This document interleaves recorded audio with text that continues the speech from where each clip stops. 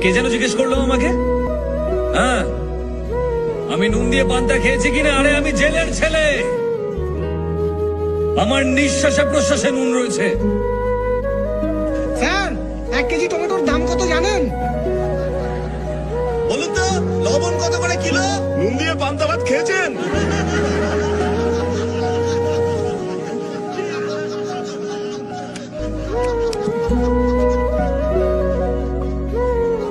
আজ আপনাদের কথা শুনে খুব লজ্জাই করছে আমার।